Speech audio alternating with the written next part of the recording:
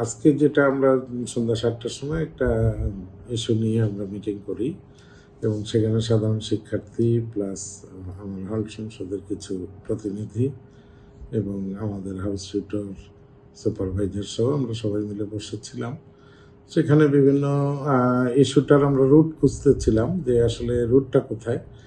তা রুটটা যেটা পরে জানা গেল রাত ৪:২০ এইরকম সময়ে ফার্স্ট ব্লকের ৪ তলা থেকে একটা স্টুডেন্ট সেকেন্ড ব্লকের নিচতলায় সে নাকি একটা মেয়ে সবুজ জামা পরা একটা মেয়ে দাঁড়ায় আছে বা একটা মেয়ে রুমে ঢুকছে এই টাইপের কিছু একটা দেখার পরে সে তখন সঙ্গে সঙ্গেই আবার ৪ তলা থেকে নিচে এসে গেটে যে আমাদের দারোয়ান ছিল নৈশ প্রহরী তার কাছে জিজ্ঞেস করে, তার সঙ্গে কনভারসেশন করে এবং তার ভাষ্য অনুযায়ী গেটম্যান নাকি তাকে মুখে কিছু জবাব দেয়নি, কিন্তু সে মাথা নেড়ে সম্মতি জানিয়েছে যে হ্যাঁ একটা মেয়ে আছে। ও আসলে হয়তো বোঝার ভুল। সঙ্গে সঙ্গেই সে হলের যে ভিপি আমাদের হল সংসদের ভিপির কাছে, ভিপি বর্তমানে রাজশাহীতে নাই, সে আবার টেলিফোনে বা মোবাইলে সে ভিপিকে ইনফর্ম করে। ভিপি তখন জিনিসটা ইনকোয়ারি করার জন্যই হোক বা যেটাই হোক, তার উদ্দেশ্য কী ছিল আমার জানা নাই, সে নাকি তার জিএসও যেহেতু রাজশাহীর বাইরে ছিল এজিএসকে দায়িত্ব দেয় যে ওই এজিএস যেন বিষয়টা দেখে ওই রুমে গিয়ে। তখন এজিএস হলের যে গার্ড ছিল সেই গার্ডকে সঙ্গে নিয়ে আরও 2জন হলের স্টুডেন্টকে সঙ্গে নিয়ে ওই রুমে তাদেরকে ডাকে এবং বেশ জোরেই তারা নক করছিল।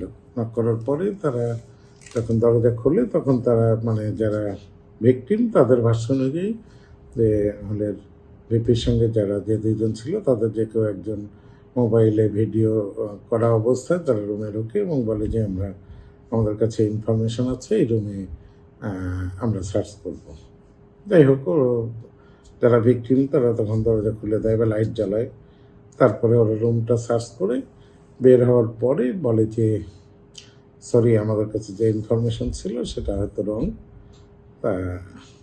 আপনাদেরকে ডিস্টার্ব করার জন্য দুঃখিত বলে তারা চলে আসে। এখন যারা ভিকটিম তারা জানেও না আসলে ওরা কি সন্ধান নিয়ে গিয়েছিল বা কি ইনকোয়ারি করছিল।